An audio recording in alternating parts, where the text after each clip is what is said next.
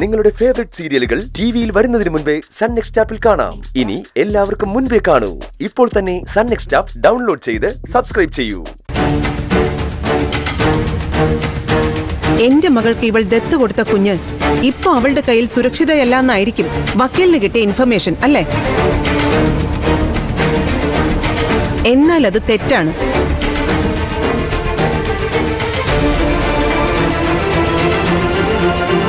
അവരൊന്നിച്ചു പറഞ്ഞത് ചുമ്മാതല്ലേ? ദത്ത് നൽകിയ കുഞ്ഞിനെ തിരിച്ചു പിടിക്കാനുള്ള ഇവളുടെ കുതന്ത്രമാണിത്. വക്കീലെന്നല്ല, നിയമവിരുദ്ധമായ ഈ കാര്യത്തിന് കൂട്ടുനിൽക്കുന്നവരെയെല്ലാം പിടിച്ചകത്താക്കാനാ എന്റെ തീരുമാനം. ഓഹോ, അത് ശരി. അപ്പോ കളക്ടർ രണ്ടും കൽപ്പിച്ചാണല്ലേ? എന്നാ പിന്നെ അതൊന്നും കാണണല്ലോ. അപ്പൊ ശത്രു എന്നും ശത്രു തന്നെ. കാണാൻ പ്രത്യേകിച്ചൊന്നുമില്ല. എന്റെ മകൾക്ക് ഇത്രയും ആളുകളെ സാക്ഷി നിർത്തി നീ ദത്ത് കൊടുത്തതാണ് ആ കുഞ്ഞിനെയെങ്കിൽ സാക്ഷി പട്ടികയിൽ ആദ്യം ഒപ്പിട്ടിരിക്കുന്നത് ഞാനാണെങ്കിൽ ആജീവനാന്തം ആ കുഞ്ഞ് എന്റെ മകളുടേതായിരിക്കും.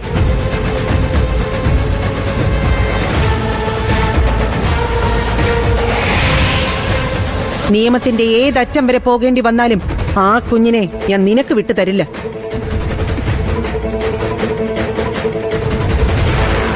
മായേ, എന്താ ഇത്? ദേവി, ഇത് അമ്മ ഇതിൽ ഇടപെടരുത്. ഇടപെടാതെ പിന്നെ എങ്ങനെയെങ്കിലും ഈ പ്രശ്നങ്ങളിൽ ഞങ്ങൾ ഈ 4 ചുവരുകൾക്കുള്ളിൽ ഒന്ന് പറഞ്ഞു തീർക്കാൻ ഇവിടെ പാടുപെടുക. അതിനിടെ മായയെ കൂടെ ഇങ്ങനെ തുടങ്ങി അത് വലിയ കഷ്ടമാണ് കേട്ടോ. പിന്നെ എന്റെ മകൾക്ക് വേണ്ടി സംസാരിക്കാൻ വേറെ ആരാ ഉള്ളത്? മൗനം കൊണ്ട് 3 നേരം ഭക്ഷണം കഴിക്കുന്ന എന്റെ മരുമകനോ? അതോ തൊട്ടിലിൽ കിടന്നുറങ്ങുന്ന ആ പാവം കുഞ്ഞോ?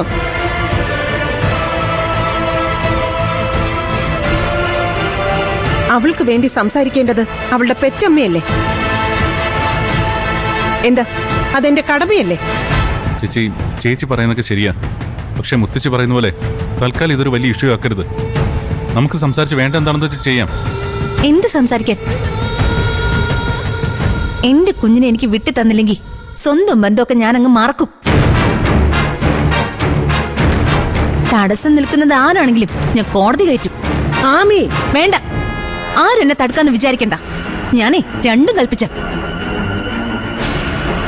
എന്നാ പിന്നെ ഞാൻ രണ്ടും കൽപ്പിച്ചു തന്നെയാ. കോടതിയല്ല, ദൈവം തന്നെ ഇറങ്ങി വന്ന് പറഞ്ഞാലും എന്റെ കുഞ്ഞിനെ ഞാൻ വിട്ടുകൊടുക്കുന്ന പ്രശ്നമില്ല. കേട്ടല്ലോ വക്കീലും പോലീസും ഒക്കെ. മായേ, എന്റെ മകള് പറഞ്ഞത് തന്നെയാ എനിക്കും പറയാനുള്ളത്.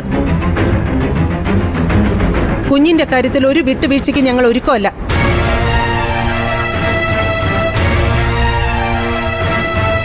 അമ്മ പറഞ്ഞില്ലേ 4 ചുവരുകൾക്കുള്ളിൽ തീരേണ്ട പ്രശ്നമാണിതെന്ന്.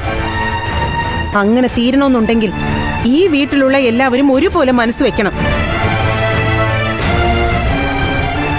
വക്കീലിനെയും കോടതിയും കാണിച്ച് എന്നെ എന്റെ മകളെയും പേടിപ്പിക്കാന്ന് ആരും വിചാരിക്കണ്ട.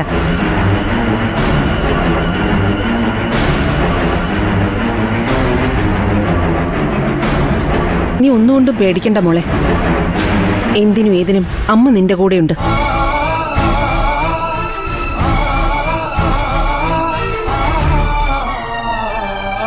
എന്റെ മോളെ താലി കെട്ടിയവനാ നീ. അവളെ നിന്നെ ഏൽപ്പിച്ചിട്ടാ ഞാൻ പോകുന്നേ. നീ അവളെ അന്ധമായി സ്നേഹിക്കുന്ന ഒരു നല്ല ഭർത്താവാണെന്ന ധാരണയിൽ. ആ ധാരണ നീ തിരുത്തല്ലേ മോനെ.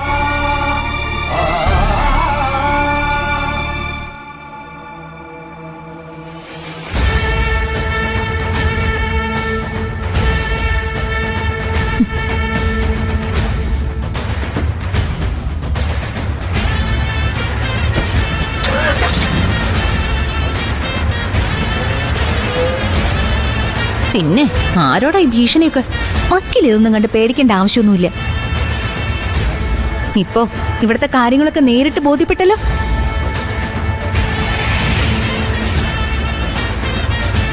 ഇനി ധൈര്യമായിട്ട് കേസ് ഫയൽ ചെയ്തോ. ഈ നിൽക്കുന്ന ഗോമതി ചേച്ചി ആയിരിക്കും ഈ കേസിൽ 1ാമത്തെ സാക്ഷി.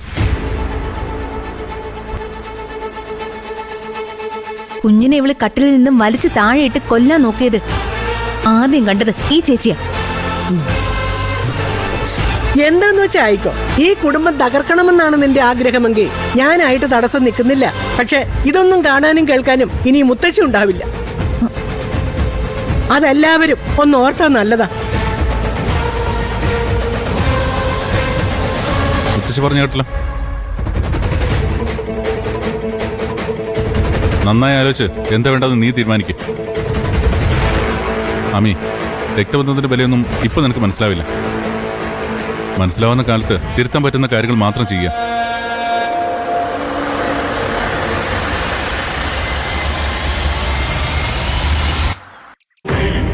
വക്കീലിന് ഇതിൽ കൂടുതലൊന്നും ചോദിക്കാനില്ലല്ലോ. കേസ് ഫയൽ ചെയ്യാനുള്ള അത്യാവശ്യം തെളിവുകളൊക്കെ കിട്ടിക്കഴിഞ്ഞില്ലേ? ഞങ്ങക്ക് പോവാല്ലോ അല്ലേ? വാ അതെ.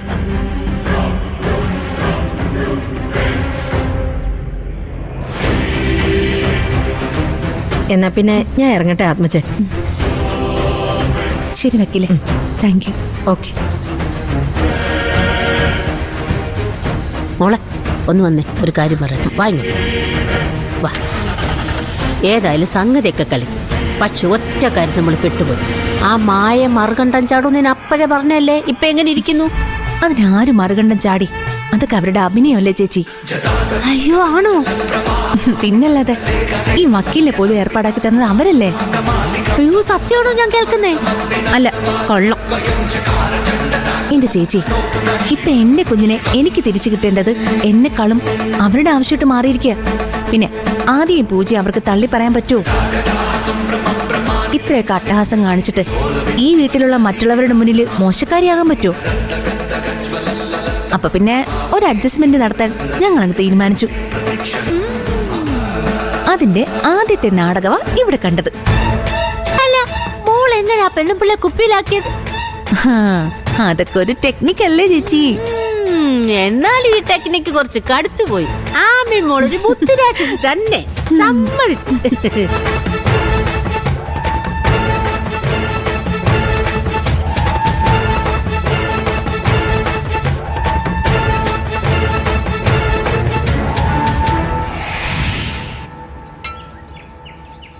ഇല്ല ദത്ത, ഒരു മത്സരത്തിന് ഞാനില്ല. ആലോചിച്ചപ്പോ അതിലർത്ഥമില്ലെന്ന് തോന്നി. കേസ് ജയിക്കോ തോൽക്കുകയോ ചെയ്യട്ടെ, അതെന്റെ വിഷയമല്ല. എന്റെ മനസ്സിന്റെ കോടതിയിൽ ഞാനൊരു തീർപ്പ് കൽപ്പിച്ചു കഴിഞ്ഞു. കുഞ്ഞിനെ നിരുപാധികം വിട്ടുതരാൻ ഞാൻ ഒരുക്കാം. പക്ഷെ പൂജ, അവളുടെ മനസ്സ് എങ്ങനെയെങ്കിലും മാറ്റിയേ പറ്റൂ. അങ്ങനെയാണെങ്കിൽ ചേച്ചി തന്നെ അതിന് മുൻകൈ എടുക്കണം. ഇപ്പോഴത്തെ സാഹചര്യത്തിൽ ഞാൻ പറഞ്ഞ പോലും അവള് കേൾക്കില്ല. പിന്നെന്തേ? ചേച്ചിക്കറിയാലോ, ഞാനിതുവരെ ഈ കാര്യങ്ങളൊന്നും ഇടപെട്ടിട്ടില്ല.